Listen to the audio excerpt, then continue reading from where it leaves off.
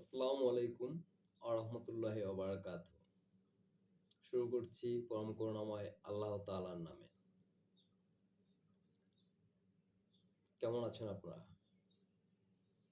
যারা আমাকে দেখছেন তাদের জন্য আন্তরিক শুভেচ্ছা ও অভিনন্দন। দেখেন একটা কথা বলি, আজকে যাদের বিষয়ে কথা বলবো, তাদের বিষয়ে কথা বলার মতো যোগ্যতা হয়তো আমার নেই। আছে কিনা আমি জানি না। মনে হয় আমার নিজেরই মনে হয় যে তাদের বিষয়ে কথা বলার যোগ্যতা আমার এখনো তৈরি হয়ে ওঠে নাই। তারপর একটু কথা বলবো। প্রত্যেকটা পেশাই সম্মানজনক পেশা। তবে তার মধ্যে শিক্ষকতা যে পেশাটা, সেটা একটি মহান পেশা। তাই শিক্ষকদের মানি শিক্ষকদের অনেক বিষয় একটু সতর্ক থাকতে হয়। দেখেন একটা শিক্ষক যে আদর্শ শিক্ষক, তার ১ম কাজ হচ্ছে তার ছাত্ররা তার প্রতি আকৃষ্ট হয় এমন কাজ করা। এমন কোনো থিওরি তার নিজস্ব মস্তিষ্ক দিয়ে তৈরি করা যে তার স্টুডেন্টরা যেন তার প্রতি আকৃষ্ট হয়। আমি এমন অনেক টিচারকে দেখেছি যে আমার আদর্শের টিচার। আমি কয়েকজনের নাম বলতে পারি। ২-১ জনের নাম বলে আমি অন্যদেরকে ছোট করতে চাই না। অনেক টিচার আছে যারা আদর্শবান টিচার। তারা কি করে? তারা ছাত্রদেরকে কনভিন্সিং সিস্টেমটা জানে। তারা ছাত্রদেরকে কনভিন্স করতে জানে।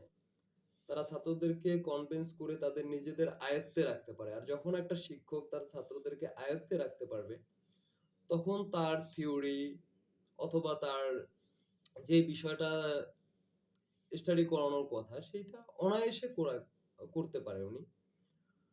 দেখা যাচ্ছে যে ইদানিং ছাত্ররা টিচারদের প্রতি খুব বিরূপ আচরণ করে। অনেক শিক্ষকদের প্রতি অনেক ছাত্ররা বিরূপ আচরণ করে। এটা আসলে মানা যায় না। ছাত্ররা কেন শিক্ষকদের প্রতি এরকম বিরূপ আচরণ করবে? কিন্তু দেখেন শিক্ষকদেরও কিছু দায়বদ্ধতা আছে, কিছু দায়িত্বশীলতা আছে। সেই জায়গাটা থেকে যেন তারা এড়িয়ে না যায়।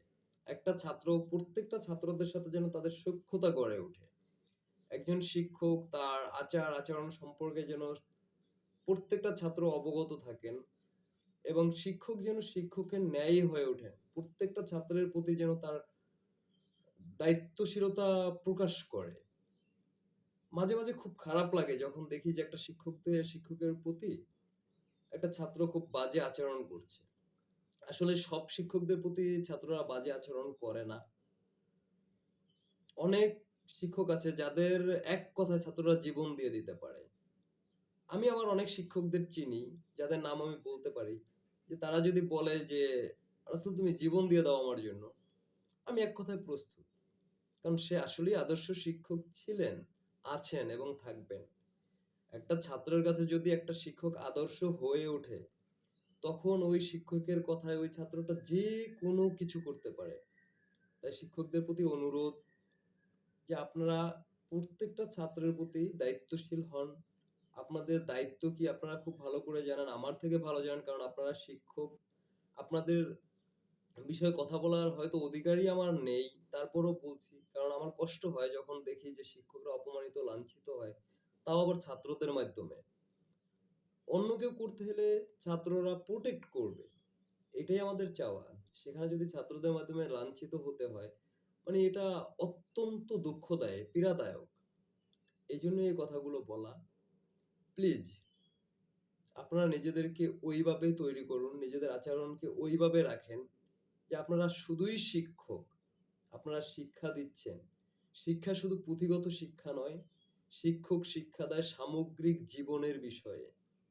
এই বিষয়টা একটু মাথায় রেখে আমাদের শিক্ষা দিন।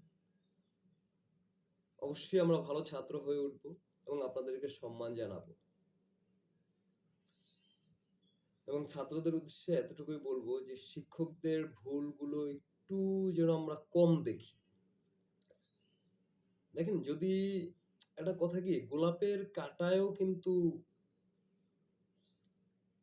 আপনি যদি গুণ খোঁজেন, গোলাপের কাঁটায়ও গুণ পাওয়া যায়। আর যদি আপনি ভুল খোঁজেন, সে ভুলটা কিন্তু আপনি যেকোনো জায়গায় এমনকি দুধের মধ্যেও ভুল পাবেন। গোলাপের সৌরভেও ভুল আছে। খুঁজলেই পাবেন। কিন্তু সেগুলো না খুঁজি। বিশেষ করে শিক্ষকদের ক্ষেত্রে আমরা ভুলটা একটু কম খুঁজি, তাদেরকে একটু সম্মান স্নেহ করি।